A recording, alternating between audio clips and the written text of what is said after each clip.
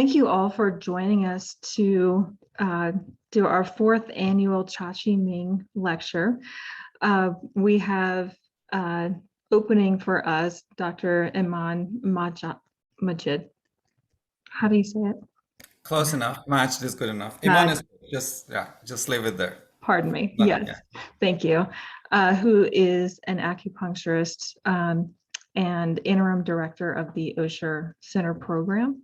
So he'll be ushering us into the next era of the Osher Center, which is very exciting. So Dr. Iman will be introducing Emily Wong, who will be presenting on optimal brain performance. Wonderful. Thank you. Thank you, Rachel. So, good evening, everybody. So good to see all friends, colleagues, and new attendees. Thank you for making time joining us tonight. Tonight is our fourth annual seminar, Chachi Ming and Osher seminars. We were hoping that this year we could actually have it in the form of in-person, but unfortunately for specific reasons that you're aware of, we cannot. But we are glad that we do have this platform getting together. Before we actually get to our seminar, I had an announcement. As you all know, we had two wonderful speakers tonight. One of them was Dr. Emily Wong, who would talk about brain and optimal brain performance. And our second speaker was supposed to be Dr. Elizabeth Donahue, that was supposed to talk about art therapy. Elizabeth called us or informed us late yesterday that for some personal emergency, she won't be able to attend tonight. Luckily, she's doing well. Everything is going well with her. This morning, we confirmed another date with her. So Dr. Donahue will be doing her presentation on Thursday, November 11th. Same time at 6 o'clock in the same format, Zoom. And she will be talking about art therapy. So today we'll be listening and learning from my esteemed colleague, Dr. Emily Wong. I have Dr. Paul James here with me. Dr. Paul James is the chair of the Department of Family Medicine. And Paul, if you want to give us some words, that would be wonderful. Thank you. Sure.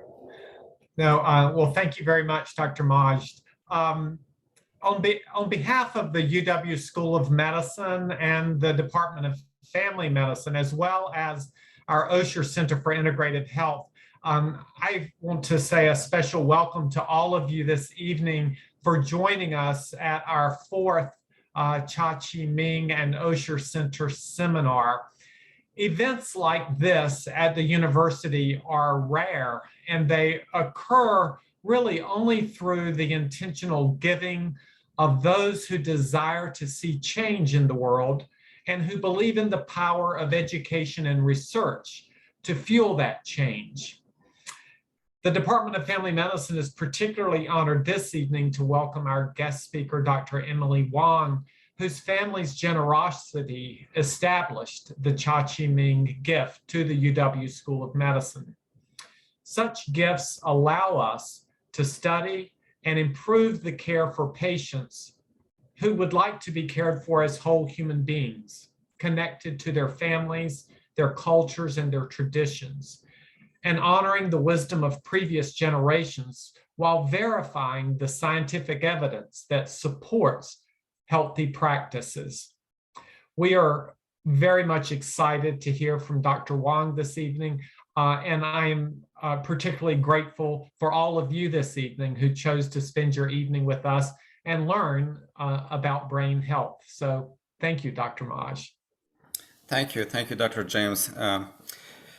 So very briefly, nice meeting everybody here. Thanks for joining us. I am Iman Majd. I am the interim director of Osher Center at University of Washington Department of Family Medicine. I started this interim directorship position in August of this year, and I am very grateful for the opportunity that's been given to me. Very briefly, as usual, update regarding our Osher Center, what we have been doing the past year. Last year has been very unusual. There was a time that all the clinics were closed. There were no patients coming in. And at Factoria Clinic, surprisingly, the only patients who were coming in were acupuncture patients. And I am very glad that we could keep it open and provide these services. Patients were coming for anxiety, insomnia, and they found acupuncture extremely helpful to deal with the consequences of the pandemic.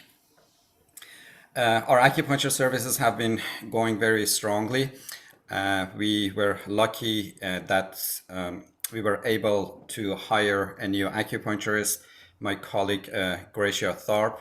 The uniqueness of this position and this hiring is that for the first time we actually hired an acupuncturist as faculty at the Department of Family Medicine. They're not staff and they're not contractor, but they're faculty in the department. So it has been a great move from UW moving forward and being inclusive, bringing other providers into our system. The next big move that we have achieved actually through Osher Center is getting approval from School of Medicine for hiring a licensed massage therapist, again as faculty at Department of Family Medicine. So right now we are in the process of interviewing applicants for this position. Position is open and hopefully soon we can fill the position. And the last but not least achievement that we had was hiring Rachel Ward. We have been blessed by having Donna Lewin in the past as our Director of Administration.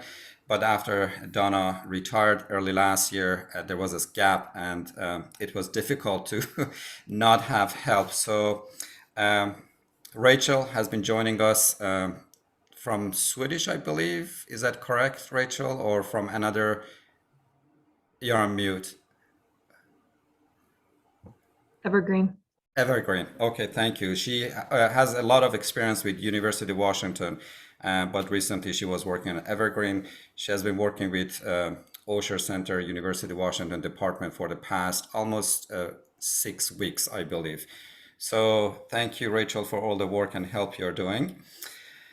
Now for our esteemed speaker, Dr. Emily Wong, I have her bio here. I try to highlight the important parts of her bio. She is highly achieved. I have known Emily for a very long time as a friend, as a colleague, as a mentor. But reading through her bio, I really realized that there are a lot of things about Emily that I don't know, a lot of achievements that she has had throughout her life. So I would like to share it with you. Dr. Emily Wong received her undergrad, bachelor, and MD degree at the University of Washington. She completed a specialty training in internal medicine at UCLA and went to specialize in women's health. Emily completed her Executive Masters of Health Administration degree at the University of Washington, and she also finished a fellowship in integrative medicine at Andrew Weil Center for Integrative Medicine, University of Arizona. She served on the faculty of UCLA Department of Medicine and maintains an affiliate associate professor appointment at University of Washington School of Medicine. She currently teaches in the Li Ka-shing Faculty of Medicine at University of Hong Kong. Dr. Wong was principal investigator for UW Center of Excellence in Women's Health. It was a grant through U.S. federal grants, was awarded with the intent of advancing the health of underserved and minority women and to promote the leadership of women in academic centers.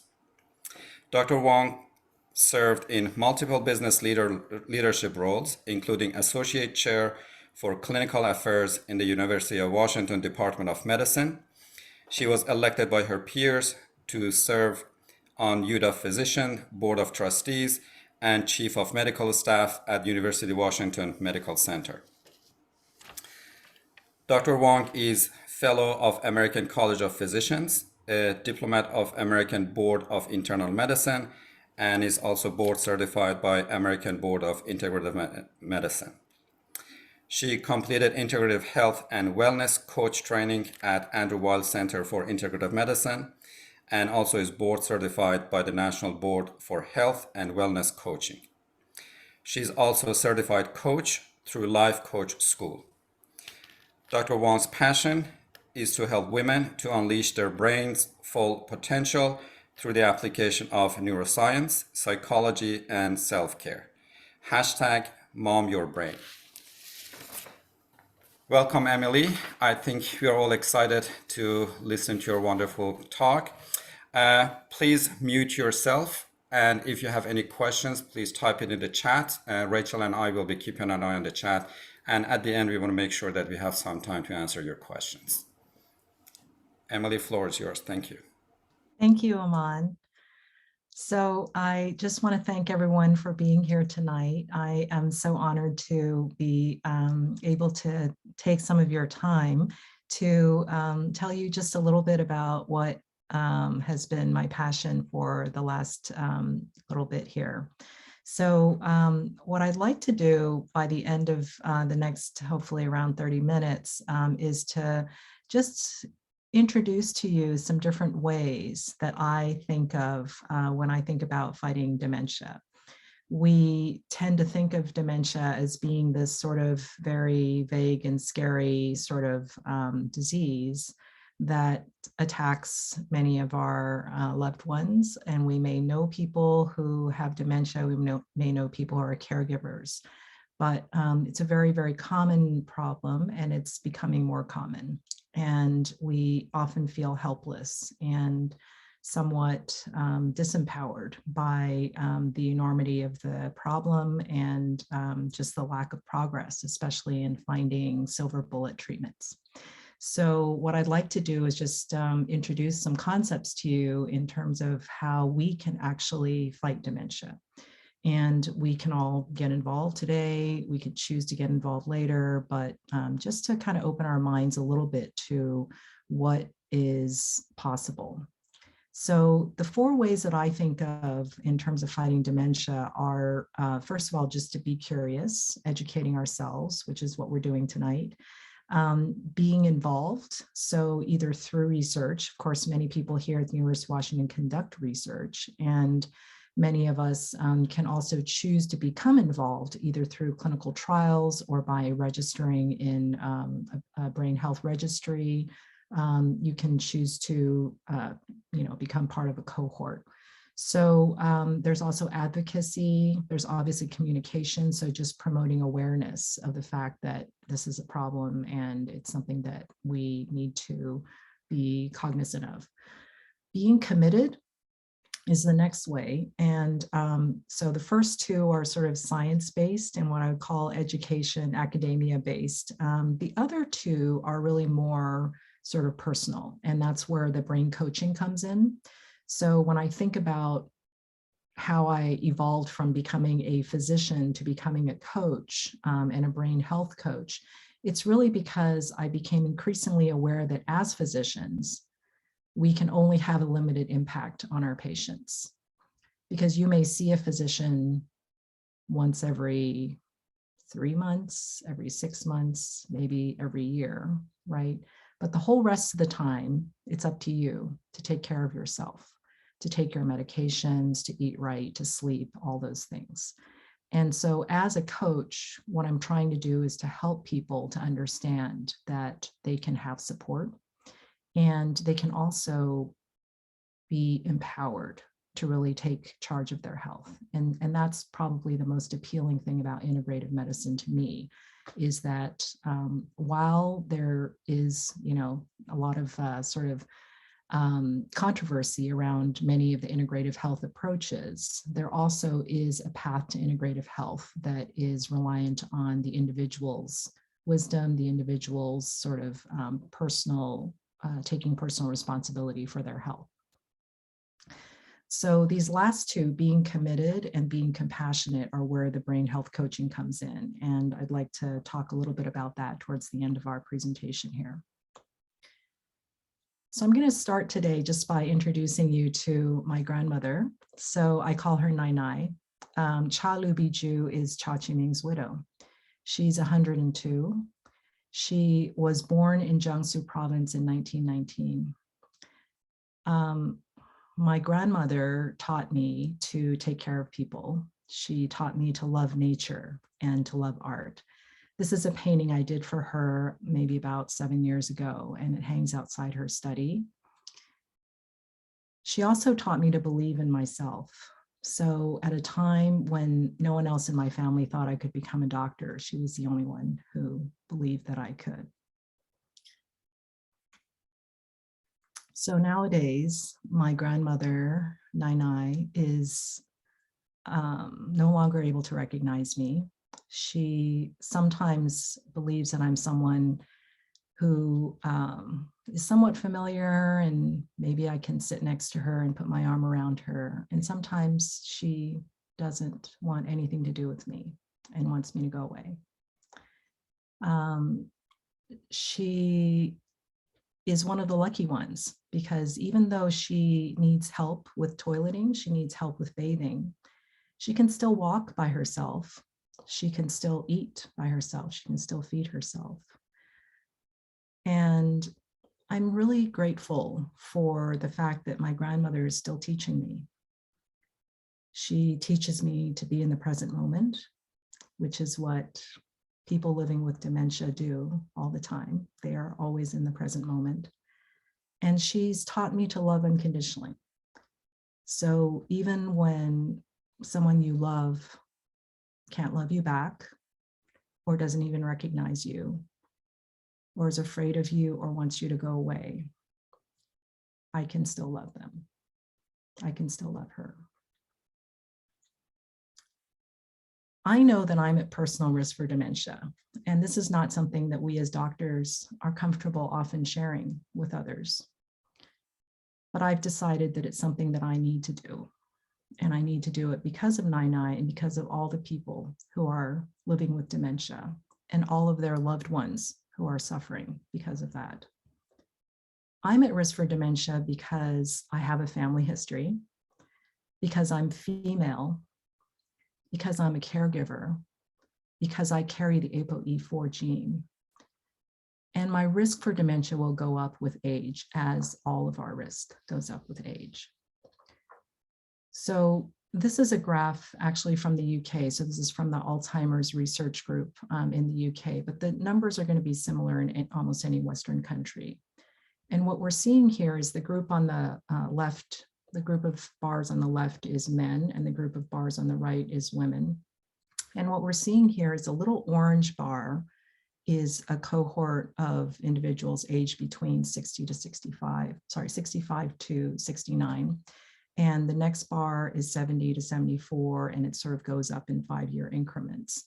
And what we see is, of course, the incidence of dementia goes up with age, as we know, and it goes up much more steeply in women than it does in men.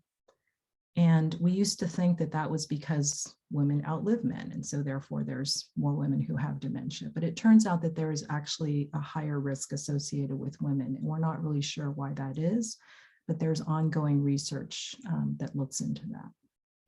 What we do know is that we will all be touched by dementia.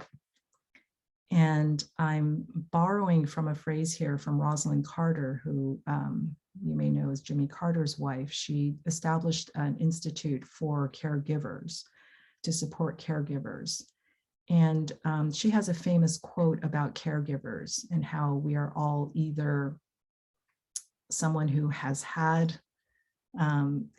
experience as being a caregiver, or we will have experiences being a caregiver. And I'm paraphrasing here and sort of adapting it for dementia. But what I'd like to submit to you, what I'd like to offer, is that we will all either have cared for someone who lived with dementia, or we will be taking care of someone who is living with dementia, or we will be cared for while living with dementia.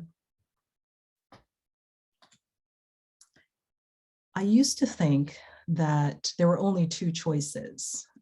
Dementia terrified me, and I thought that there were only two doors. As you can see here, the door on the yellow is this sort of confused look where I would just be afraid and avoid and look away. Don't want to know about anything to do with dementia. And the blue door here is where I'm worrying obsessively and about the future. and whether or not I'm going to get dementia. And what I've realized here in the last maybe 5 years or so is there's a third door, and that's represented by this red door in the middle. So behind door number 3, there's actually an infinite number of paths for how we can fight dementia. And it can begin with individual choices that we make in self-care, and it can go on to all the other things we talked about as far as being involved with research, as far as advocacy, communication, and so forth.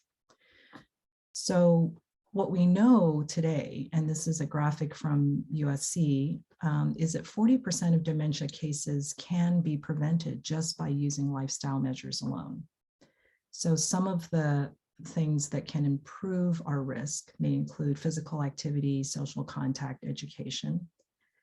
And some of the things that can reduce our risk, some of the things that can improve our odds are the things on the left. And then some of the things that can reduce our odds would be the things on the right. So addressing hearing loss, hypertension, obesity, and so forth. What we know now is, and this is a graphic from the Alzheimer's Association, what we know now is that there are many, many types of dementia. And there are more experts here in this group that know more than I do. But I tend to think of dementia as being more of this umbrella term that really refers to the symptoms like memory loss, like loss of reasoning, like other thinking skills that might decline. And Alzheimer's is a specific brain disease that accounts for the majority of the cases, 60 to 80%, but not all. And I think that when I was avoiding thinking about dementia, when I was fearful of dementia, when I was looking that other way, not looking at it, what I forgot was what was at stake. Because when it first started to happen to my grandmother, I don't think we even knew for sure what was happening. I think what we noticed was that she would forget things and lose things. And what wasn't clear was it actually happening or not? Because she would say, oh, well, my watch is missing, so someone must have taken my watch. My purse is missing. Has anyone seen my purse, right? And that's how dementia insidiously begins to come into our lives. They're like thieves in the night, right? Stealing our things, stealing our memory, stealing our executive function, right? And slowly over time, we may lose our ability to prepare a meal, to find our way in the world.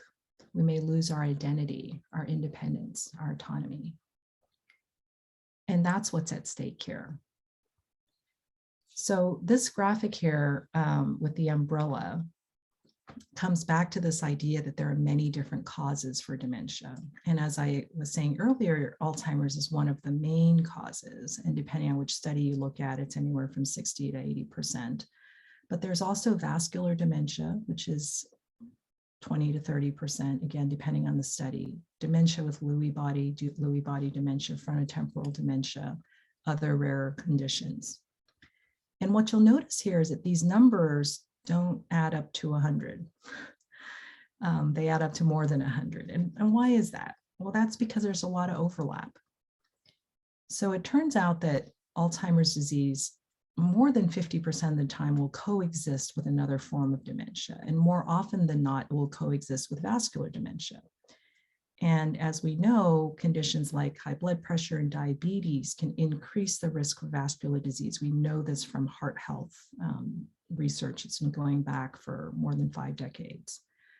And what we're just beginning to find out now is that in these forms of mixed dementia, there is the same atherosclerotic clogging of the arteries process going on in the brain as the same process goes on in our hearts. But also, there are some effects that go on with accumulation of amyloid beta, which is the underlying pathological process that's common to Alzheimer's patients, as well as the development of neurofibrillary tangles, which is the accumulation of this protein tau. And that's what leads to the cognitive impairment. So there is damage both from the vascular disease as well as from the inflammatory changes and other processes that are going on with the pathology. So how do we know that dementia can actually be prevented? Like, what is the data that supports that, right? So there's actually two kinds of data. And one kind is where we are following cohorts of populations and we're looking at the risk of dementia over time. And the other kind is where we're looking at clinical trials where we actually intervene to say, if we do X, Y, and Z to this population and we have a control group, then, you know, what's the most effective, right? So this first study is actually from the first category. This is a cohort study, and this is from the Alzheimer's Cohort Consortium, which is a group of about 7 cohorts from Europe and the US, where they followed 50,000 adults, around 48,000 adults over a 27-year period of time. And what we found was that globally and in Europe and USA, that the risk for Alzheimer's should have been a 1 in 4 risk over this period of time, 27 years, but the actual risk was only 1 in 5. And so the calculated decline in risk was about 13% per decade. And the other interesting finding was that if we compared men and women, the decline in risk was much greater for men than in women. In men, it was closer to 24%. In women, it was about 9%. And again, we don't know why that's there. What we do know is that if we project out from today, from 2020 or 2021, what we can estimate is that we can reduce the risk of Alzheimer's cases, the prevalence of Alzheimer's, over the next 2 decades, just by modifying lifestyle factors alone. So in the US, the cohort that was studied was the Framingham cohort, which many of you may recognize is a cohort that's been followed since probably the 60s or 70s for cardiovascular risk.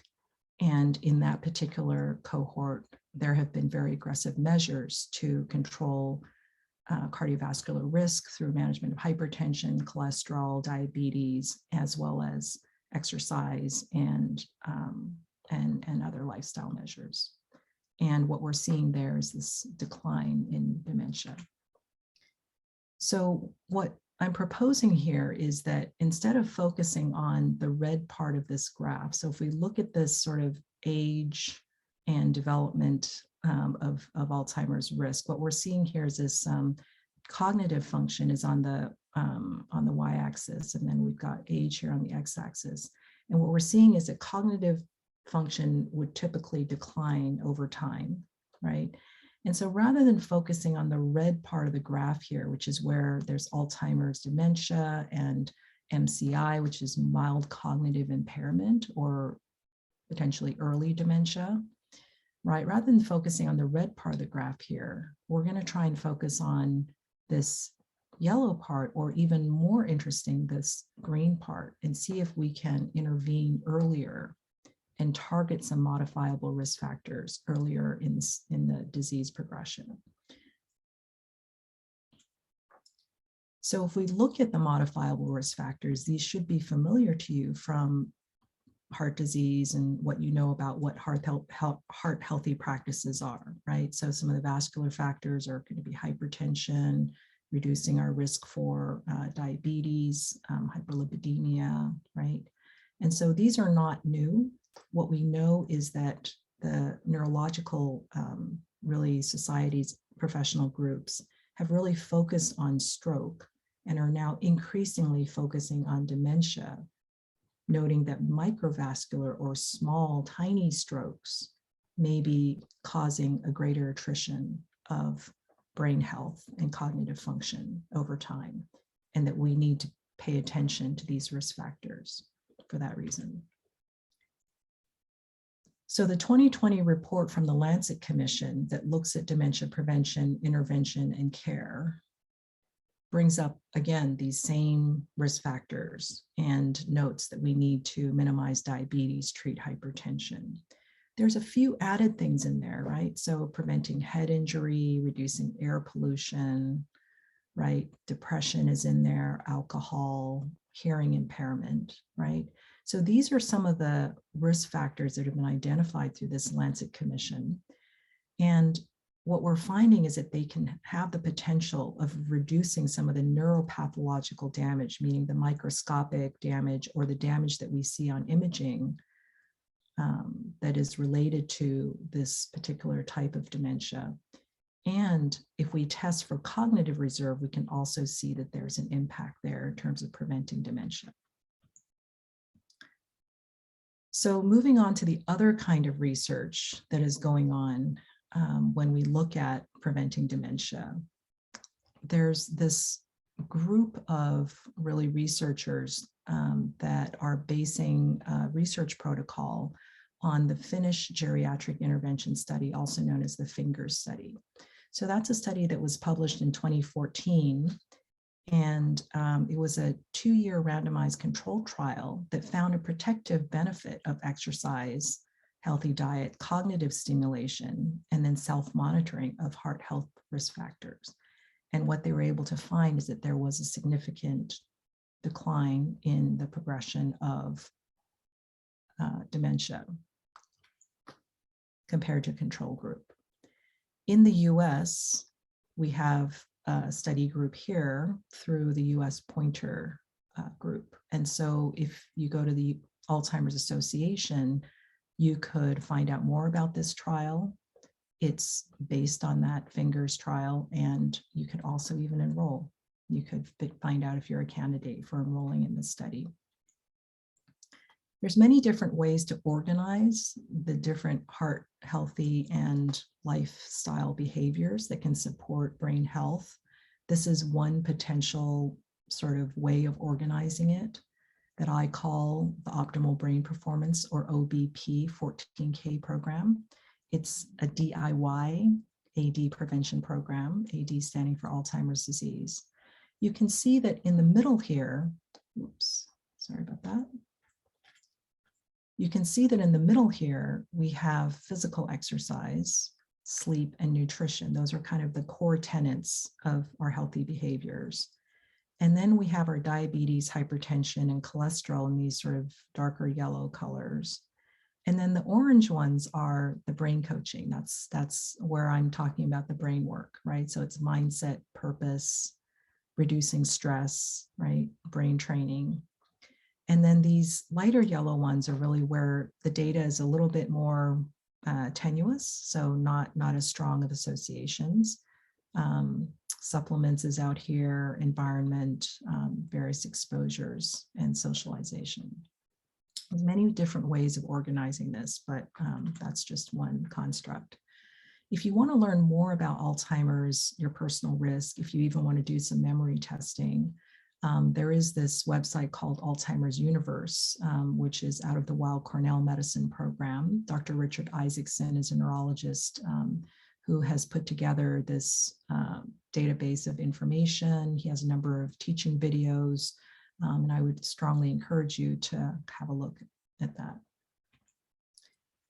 So if we've sort of looked a little bit into educating ourselves, learned a little bit more about being involved through research or advocacy, right? Then we come to sort of the more what I call personal work. So what I mean by that is, how do we find our compelling whys for why we would be committed to doing this work for ourselves, right? And how can we be compassionate in taking care of ourselves in the process? And what do I mean by those things? Very coachy terms. So what I mean is that it turns out your brain's best protection is your mind, right? We tend to think of our brains and our minds as being the same thing, but really they're a little bit different, right? So when I think of my brain, it's a physical organ, right? So on the left side of this slide here, you can see your brain is your most fragile organ. It's about 3 pounds, and yet it consumes about 20% of our oxygen and our nutrients. There's about 100 billion neurons with signaling speeds of up to 250 miles per hour, about 73% water, by the way. which is why when you're dehydrated, right, your memory, attention, and cognitive skills are affected. Okay, so that's the physical brain. Your mind, over here on the right side of this graph, of this slide, is the most powerful supercomputer in the world. More powerful than any AI, right? It has an unlimited capacity for memory, for neuroplasticity. We have over 10,000 thoughts a day. We are each capable of a limitless capacity for habit programming, for lifestyle modification. So how about we engage our minds to protect our brains? That's what coaching is about, right? Because we can either, option A is to wait for the silver bullet, right? Wait for someone to come up with some magic drug, wait for someone to wave a magic wand, right? And say, we have a cure, right? But those aren't available to us right now. We have to wait for that. And we don't really know when that's going to happen. Or we can get started now using your mind, right? To start doing the things to take care of your brain. So the good news is we can engage our brains to, right, to protect our, engage our minds to protect our brains. The bad news is that our minds are also capable of harming our brains. And our minds do that through this thing called stress, right? And we know from a science viewpoint that stress really means, like, you know, elevating our cortisol levels, maybe getting adrenaline going in our systems, maybe causing inflammation, right? And all these factors play into our stress on a daily basis: work, family, money, health, all the things we get stressed out about. And these are all caused by thoughts, right? So really what brain health coaching is about is helping us to manage these thoughts so we have a better experience of our lives and reduce our stress or improve our resiliency. That's the goal here. So this is a slide to remind me to talk to you a little bit about our compelling whys, right? So why are we committed to doing this work of taking care of our brains? This is a picture of me and my grandma again, Nai. This is my mom. This is my daughter, Erin. So the 4 characters on the left here are pronounced 四代同堂. And what it refers to is having 4 generations in one room. So my grandmother is one of the reasons why I'm doing this work, but my daughter is also an equally compelling why for me, because I don't want her to have to take care of me when I no longer recognize her, when I can no longer love her back. That's a compelling why for me. Let's talk for a moment about what purpose in life has been shown to, why it's been shown to be important in preventing dementia. So ikigai is a Japanese term which means purpose in life. You've probably heard of it before, right? So this is a study by Patricia Boyle through the Rush Medical Center several years ago, who looked at people's brains. So they have a cohort, I believe, of 1,500 or so patients who have agreed to undergo testing to look at, you know, various parameters. And what they specifically were interested in, this group with Patricia Boyle, was what is the purpose in life index? So they came up with this way of measuring whether someone has a high purpose in life or a low purpose in life, right? And then they specifically, you know, they got these people's consent so that after they passed away, right, they were actually able to go and examine their brains through autopsy.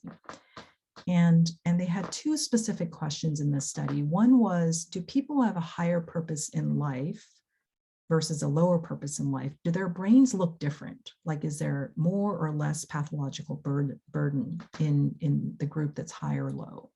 And what they found is that pathological burden was actually identical in both groups, okay?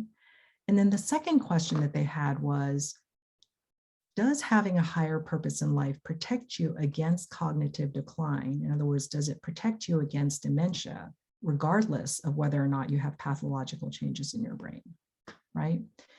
And so this graph here shows us these blue lines at the top show us people who have a low amount of pathological burden. In other words, they don't have a lot of pathological changes in the brain. And then this sort of black set of lines lower down shows us people have high pathological burden.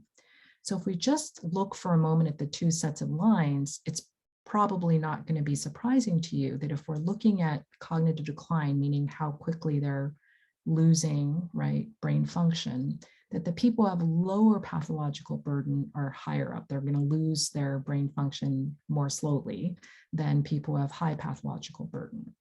But what we're seeing here with these dotted lines is really interesting, right? So what we're seeing is that people have a higher purpose, regardless of whether or not they have a high or low burden of pathological disease. In other words, microscopic changes in the brain, they actually do better than people who have a low purpose. And what that tells us is that if we can engage our hearts with our minds, right, it's a use it or lose it proposition. And the world needs your gifts as you get older, right? So what I'm taking away from this is you can do all the sort of mind games you want. You can play bridge, you can do all these things, but if your heart's not in it, right, then you're not necessarily engaging in a purpose in life, right? So cognitive exercises in and of themselves are not the whole answer here. So as we wrap up here, I just want to share one more concept with you, which is that, you know what lifespan is, which is how long we live. Our health span is how long we're healthy for. And of course, our brain span is how long our brains are in good working order. And our goal here is for our lifespan to equal our health span as well as our brain span. No one can actually do this work but you, right? No one can exercise for you, sleep for you, eat for you. Yeah, take care of your heart or manage your mind. These are all things we have responsibility ourselves to do. And what I have found, my personal experience is that fear is not a motivator. It only kept me stuck. Action is fueled by love, and any action is better than no action. So I would submit to you that self-care is brain care. So with that, I will ask for any questions that people may have. And if you need to contact me, there's some contact information there. Thank you very much. Thank you, Dr. Wong. That was wonderful. I'm glad that we all learned that it's preventable. So we are not doomed to a process of as we age, it's going to happen. So thank you very much. It was very informative and lovely presented. As we started, I noticed that we do not have the chat option in this Zoom link. But we do have the option of raise your hand. So if you look down at the bar reaction, you can raise your hand. So if anybody has any questions, please raise your hand and ask your questions from Dr. Wong. Thank you.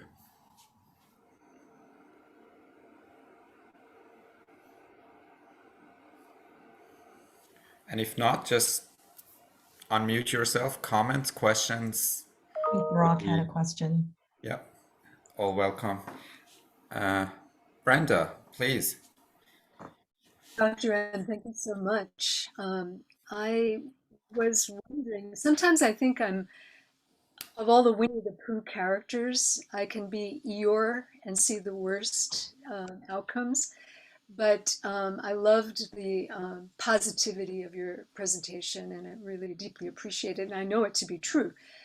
I wondered about the graph that you showed, showing the trends in the future, whether that was pre-COVID or does that take the current situation into account? Because women have lost jobs, left jobs in order to do caretaking. The stress is enormous. And I'm wondering if that's going to manifest in a different graph or whether that was part of the graph that you showed. Thank you again very much. Yeah, thank you. That's a wonderful question. I have not seen specific data that tracks those trends over the last 2 years. This is over longer periods of time, but yes, absolutely. What you're saying is right on point. What we do know from there's over 800 studies that have been done in caregivers, and over a longer period of time than COVID for sure. And what we do know is that physical health outcomes as well as mental health outcomes are severely impacted in the caregiver community, which is why I'm focused on caregivers. And what we don't know so far is what has the impact been in terms of actual cognitive decline. As you can imagine, that's a longer horizon to measure than just the last 2 years, but it would be interesting to look back, I think, over the next couple of years to see what we're finding there. Yeah. Great, thank you. Dr. Krishnamurthy, Shobha, good to see you. Please. Hi, Shobha. So nice to see you. Oh, you're on mute. So Shobha was also in the Integrative Medicine Fellowship through the Andrew Weil program in Arizona, and she's a GI specialist. Sorry, I think you're on mute. I can't hear what you're saying. Can you unmute yourself?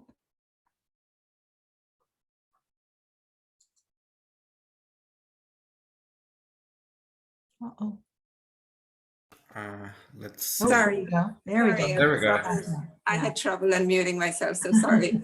Emily, I just loved your lecture. Thank you so much. Thank you. And I know we've gone through the same paths, and so glad to see what you're doing.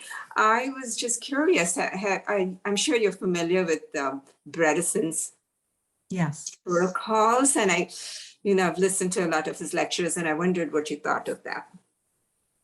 Yeah, I think you and I were actually at the conference, the Integrative Medicine conference. Mental health, the mental health conference. Yeah, a couple of years ago, back when we could still meet in person.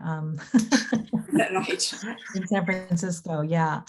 I think there's a lot of validity to Dale's work. My understanding, and actually I had an interesting conversation with Bruce Ransom about this. You may know Bruce was a chair of neurology for many years before he moved to Hong Kong recently, and had met Dr. Brederson. My sense is that there's a lot of validity to many of his assertions.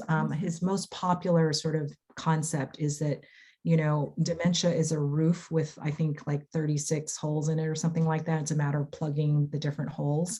Yeah. And I think that my main concern, especially with the talk that he gave at that particular conference, is that I don't know how much data he uses in sort of like supporting some of his assertions. And so it's sometimes hard to know sort of which of the recommendations are coming from where. So for example, you have specific recommendations coming about supplements. He will, potentially weigh the supplements the same risk as exercise. And not the same risk, the same benefit. And so I myself choose to present things differently because I do believe the data, the body of literature supporting exercise is so much stronger and more robust than it would be for something like ginkgo or bacopa or whatever it is, right? So I would not want to present them sort of in parallel. Yeah. Yeah. Yeah. Yeah, I'm glad you feel that way because I've had my doubts, which is why I wanted to know what you thought about that. Yeah, so nice to see you. Yeah, nice to see you. Hi, Dan. How are you? Oh, you're on mute too. We'll have to unmute. There we go. Sorry. There we go. I really enjoyed your presentation. That's an area I don't know much about, except I'm probably getting slowly at least demented. But hardly.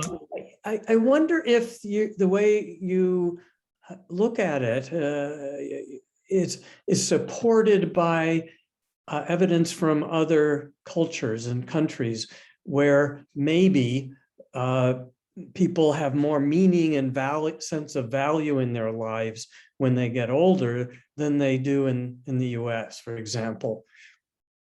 That's the question. Yeah, yeah. So I don't know of any studies that look across the sort of spectrum at different cultures and sort of whether or not you know there is support for this idea that that other cultures may have stronger purpose in life. I think there are these very small populations, for example, in Japan, you know, what comes to mind is Okinawa, where there's a huge population, relatively huge population of centenarians. And I think that that has been a pretty sort of robust finding, that there is sort of a sense of purpose of life. And for sure, sort of this idea of a village mentality where we're sort of, as our elders sort of, you know, they're sort of a resource to the community through their wisdom and through their, you know, what they have to share. I think that that definitely is a strong aspect of many cultures.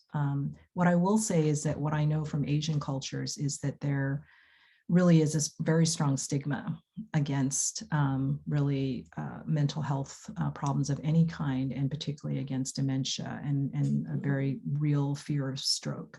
And so what I know from the Alzheimer's Association is that it's been very difficult to engage Asian populations in their work, whether it's in advocacy, promoting awareness, communication, research.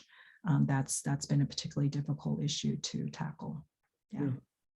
Thanks. Great. I think my hand is raised.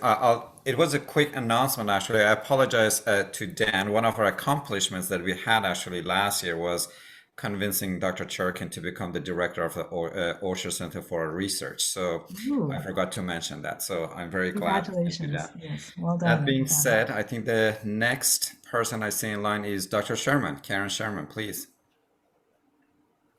Thanks. I guess my question is maybe a slightly different take off of what Dan asked, and that's many years ago.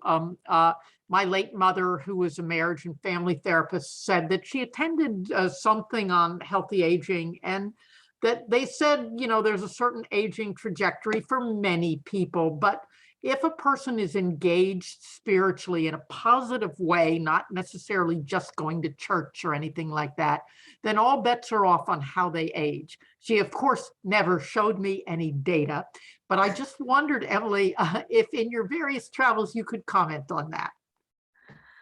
I am not terribly familiar with studies that have been done in communities of faith. I want to say Tom Grabowski's here, and he knows a lot about this kind of about this research. I don't know if he can respond, Tom. I don't know if I have much to say about that. It's not been something I've concentrated on, but I mean, I'll ask a question in a minute that may have something to do with this, but. Yeah, I'll just say, Karen, I wouldn't be surprised if that sort of spiritual sort of, you know, community, I'm sure that there are studies that have been done. I'm just not familiar with them. And I wouldn't be surprised, because if you think about what faith offers us, of course, there is, you know, this sense of like resiliency. There is this sense of like, you know, purpose and community and all the things that, you know, that really enhance our lives in so many ways. Yeah. Thank you so much, and clearly an area for future work. Yes, yes. Dr. Gasser, Barack Gasser. Thank you so much, Emily. That was so moving and meaningful. Thank you. So appreciate you. And so I guess my question is, just wondering if you could talk a little bit more about your thoughts about like the science of diet. And so like if a patient were to ask you about diet, what kind of specific recommendations would you give? Yeah. So I I'm not a one size fits all kind of person. And I never recommend sort of like, you should do this diet, right? But those of us who have been through the Arizona Fellowship, we are all, worshiping at the altar of the anti-inflammatory diet, which is Andrew Weil's, kind of food pyramid. It's really an eating plan. It's not really so much a diet.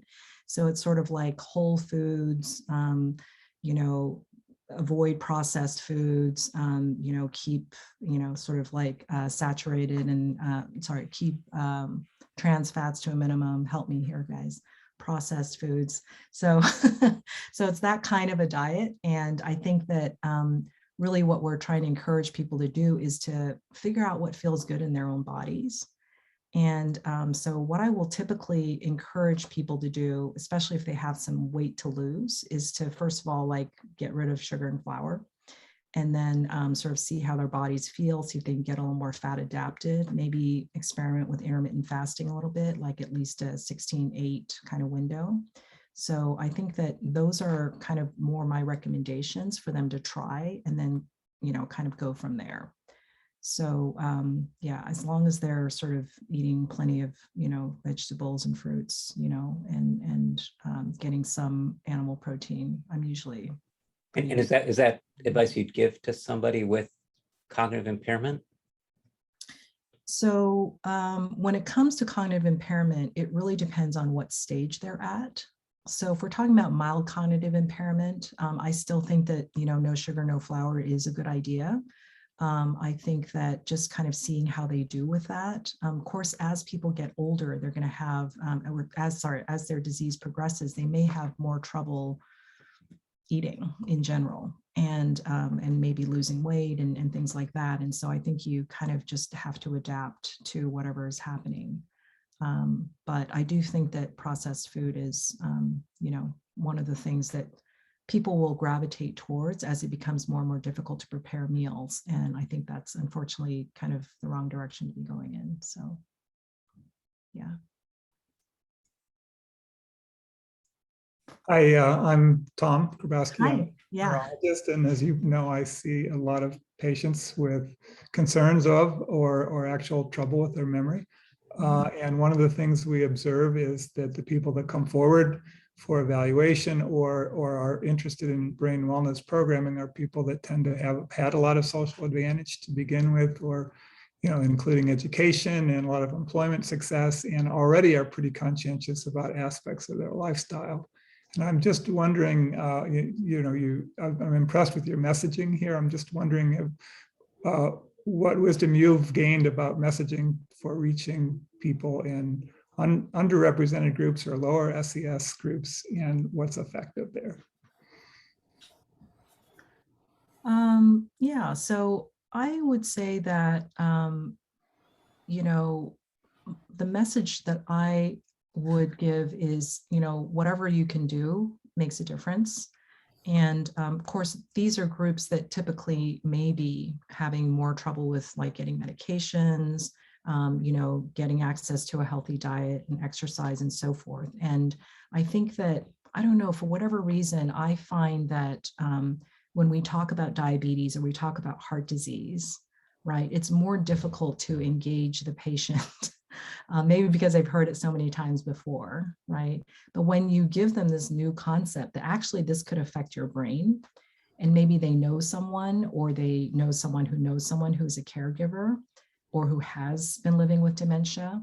And when you talk about it in terms of the brain and brain function, sometimes it's a little more compelling for them. Sometimes that can be more of a motivator, like, oh, this is something that actually is going to affect me and my kids potentially. And so this is important to me. I don't know why it's more compelling, but for some reason it is. Yeah. Yeah. Our frustration is that we feel like we can probably make a bigger difference for this group, but it's harder to reach them. Yeah. Yeah. Great. Dr. Simon, Andrew Simon. Hello, thank you for your presentation today. As I'm a naturopathic physician, and I'm board certified in biofeedback, and so I'm curious about any research you've done in terms of the components of respiration and oxygen to the brain. So there's plenty of research out there on disordered breathing during sleep, sleep apnea, the components of oxygen, getting it to the brain, and how that can affect then catecholamine function in the brain, blood pressure, all the downstream consequences of that we see with people with sleep apnea, and then how that becomes risk factors for again cardiovascular, all the risk factors there. In a functional day, I work with adults and children to teach them how to be more, like you used a lot of language around stress and how stress affects the brain. Yeah.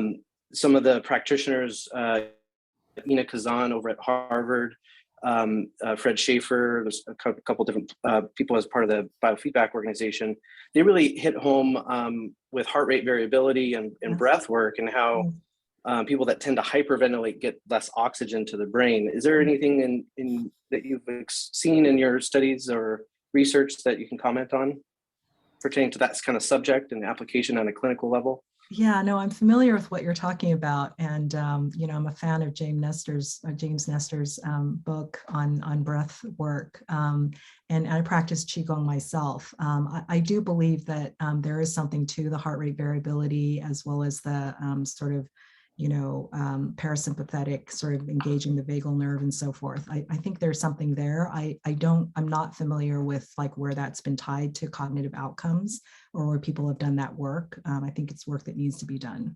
And clearly what we do know is that when we look at functional MRI or perfusion studies, again, I'm a little out of my area with Tom here, but what we do see is that the perfusion in people who have microvascular disease, particularly diabetes, there is very profound effects there are very profound effects in terms of brain atrophy, which of course is a biomarker, for dementia.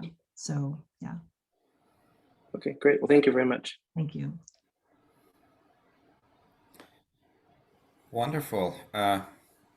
Great questions, comments, and response from Dr. Wong. It has been extremely informative. Jamil Shoot, our colleague Jamil Shoot has a question for you, Emily. Thank you, Dr. Wong, for such a great presentation.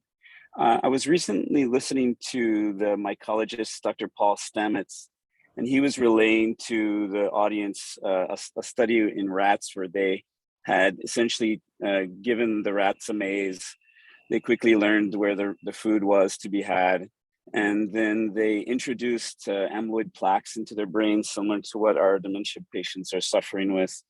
And then introduced, and of course, they quickly forgot where their food was and were walking aimlessly in the maze.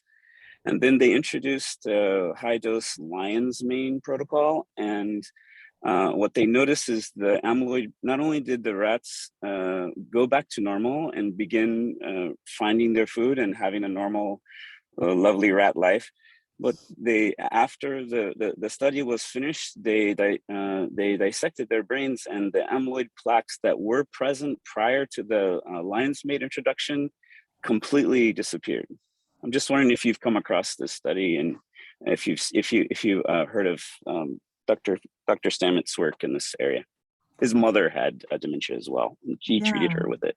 Yeah, I haven't come across his work, but it sounds fascinating. I mean, as you know, there's sort of this controversy around amyloid beta and whether it is sort of the result of or the cause of Alzheimer's dementia, right? So what we do know is that accumulation of plaque does increase inflammatory response and can lead to further damage. But what's not clear is whether it's a cause or effect kind of problem or not, and whether or not removal of the plaque will in fact, resolve the problem. But it sounds like a fascinating study that, needs to be replicated in either primates or humans. Yeah. He was at Evergreen when I believe he's at Western now. Right. Paul Stamets. Look him up. Okay. Will do. Thank you for your work. Yeah, thank you. Thank you. So we are 8 minutes past the hour, and we have Brenda. She lowered her hand. Okay. Do you have a question, Brenda? Only if there's time. If there Sure. isn't. Yeah. We can take one more question. Yeah. Sure. So I had a question about whether you've come across any research involving hyperbaric oxygen therapy treatment for Alzheimer patients, and following up on Dr. Simon's comment. And then it just occurs to me that if we're truly going to be integrative health practitioners, we have to look, and you did allude to this, to the it's not just putting the blame or the responsibility on the individual, but recognizing onslaught of environmental toxins and PMFs and EMFs and all the other things that, the other question, I believe it was Dr. Grabowski, about, we can easily appeal to a certain group of people who are highly educated, but how do we reach out and address this problem that exists? I just drove through Ballard today, which is a neighborhood in Seattle, and there's a phenomenal issue with mental health and poverty and homelessness. And so it's a huge question. I'm just more, that's more of a comment, but my question related to hyperbaric oxygen therapy. Thank you. I can't really comment. I'm not familiar with hyperbaric oxygen and its use in this particular context. What I will say is that what I see is, and maybe one of our other scientists can comment here, but what I'm seeing is that increasingly in this area, particularly in dementia research, what I'm seeing is this sort of gravitation towards what they're calling precision medicine, which is where individuals are sort of being treated on the basis of their individual biomarkers, individual genetic profile, as opposed to our larger kind of like RCTs and population-based studies. And I feel like there's a tension there that needs to be resolved in some way, because, just in the context of the hyperbaric oxygen, I don't see any RCTs where we're going to put like 200 people in a hyperbaric oxygen chamber with control groups. And so, we may not know the answer to a question like that. If anything, there might be these smaller studies, but that's kind of one of the problems that I think we face with integrative medicine research. I mean, even when it comes to acupuncture, right? I mean, we're often seeing sort of this placebo response, and it's difficult to kind of reconcile what we're seeing with, the clinical sort of experience that practitioners have. I would love to see more work done in the area of complexity research, because all of these things are complex interventions. Yeah, absolutely. Great, wonderful. That was fascinating. Thank you very much. I personally learned a lot. Just to be respectful of the time, I know it's getting late here.